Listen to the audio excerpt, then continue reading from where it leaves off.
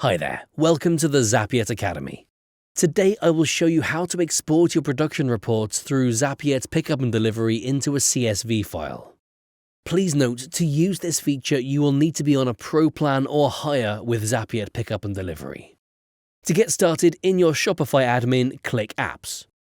In the drop-down menu, select Zapiet Pickup and Delivery. Select the orders you'd like to create a production report for.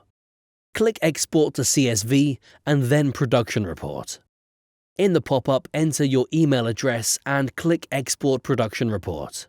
You should get an email with the download link to the email address you provided. Your file should look similar to the one shown on the screen. You should see the total number of specific products that need to be prepared for a given time period. For more information on the product reports, please check our help article.